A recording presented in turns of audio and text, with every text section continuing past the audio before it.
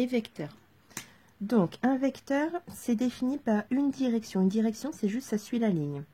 Par un sens, ça va de gauche vers la droite. Donc, on met une flèche dans ce cas-là. Si on avait dit que ça allait de droite vers la gauche, on aurait mis la flèche ici. Et ensuite, ça a une norme, c'est-à-dire une longueur. Et en physique, on rajoute le point d'origine. Donc, on a donc 4 choses pour définir un vecteur. La direction, le sens, qui est la flèche, la norme, qui est donc la longueur, et le point d'origine en physique. Donc A, si ça on dit que c'est le point A, ça c'est le point B. A, c'est donc l'origine du vecteur. B, ça s'appelle l'extrémité. Un vecteur se note AB avec une petite flèche. Pourquoi AB? Parce que là les lettres sont AB. Évidemment, si ça avait été CD, on dirait CD avec une petite flèche.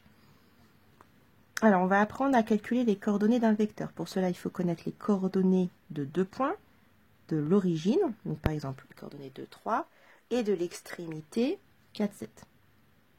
Pour rappel, les coordonnées d'un point, ça a pour coordonnées d'abord les x, ce qu'on lit sur l'axe des abscisses, donc à l'horizontale, et les y, ce qu'on lit sur l'axe des ordonnées, donc à la verticale.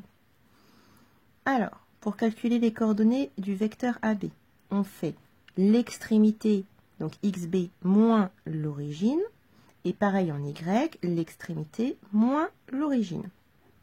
Maintenant, on n'a plus qu'à remplacer. Donc, du coup, xb, ça fait 4, moins xa, ça fait 2. Ensuite, yb, c'est 7, moins ya, c'est donc 3.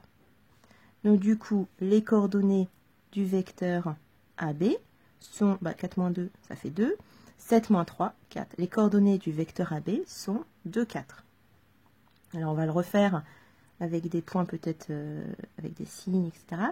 Donc, par exemple, le point C qui a pour coordonnées moins 2, 5, et puis D qui a pour coordonnées 10, 1.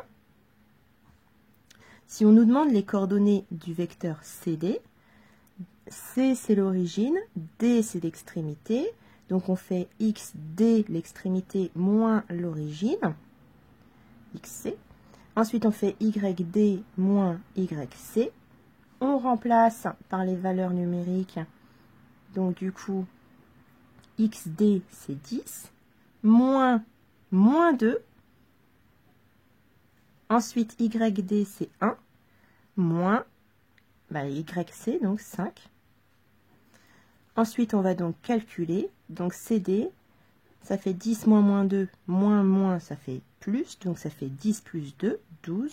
1 moins 5, ça fait donc moins 4.